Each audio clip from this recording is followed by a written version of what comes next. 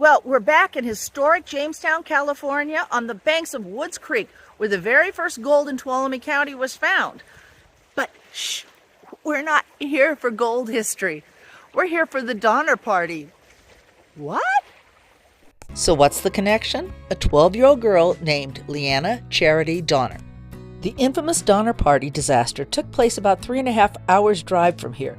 On April 15, 1846, the Donner Party departed from Springfield, Illinois to start a new life in California. Wagons ho! What could possibly go wrong? Imagine seeking a hope for the future and a new life for your family.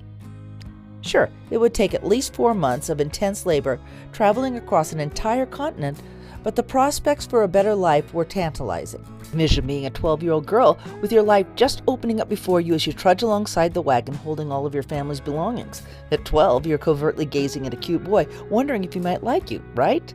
Unfortunately, due to some very bad decisions by your leaders, this trip took much longer than usual, and they tried to cross the Sierra Nevada mountains too late in the season and got caught up in crippling snowstorms. Now, I'm not going to get into the nitty-gritty details here, but in a nutshell, as a resident of the Sierra Nevada mountains, this mountain range, if you're not prepared, is very unforgiving.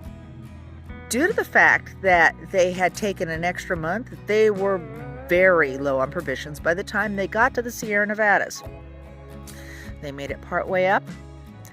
Yeah, big snowstorm. They were stuck.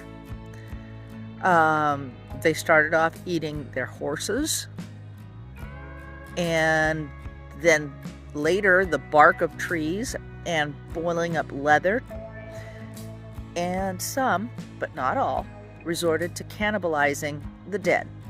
A few brave souls trudged out to get help.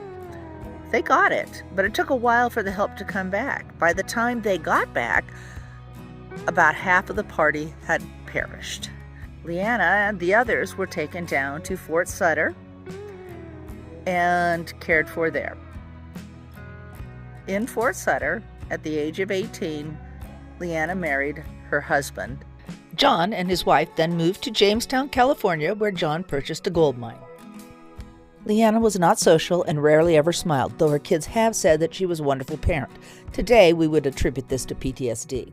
Until quite recently, the home the Apps purchased still stood on Highway 108.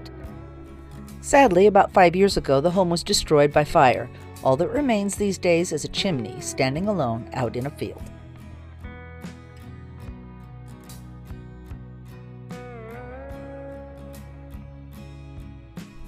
Leanna App was 95 when she died May 29, 1930. She had lived on the App House on Highway 108 in Jamestown for 78 years. She was buried in the Jamestown Cemetery about a mile from her home. So there are quite a few graves that have the old wrought iron around it, but this is not that difficult to find. Yeah, the giant plaque is a dead giveaway. Here, John App and his wife Leanna have found their final resting place.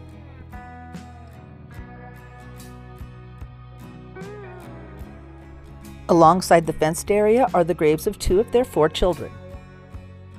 Leanna was often referred to as the last remaining survivor of the Donner Party. However, her sister Aletha lived 5 years longer. But Aletha was a baby during that fated winter and had no memory of the ordeal. So each one of these graves have a story. Maybe not as dynamic as Leanna's was. Maybe not as long-lasting into history. But there are a lot of stories here. And I'm glad to find some of them out.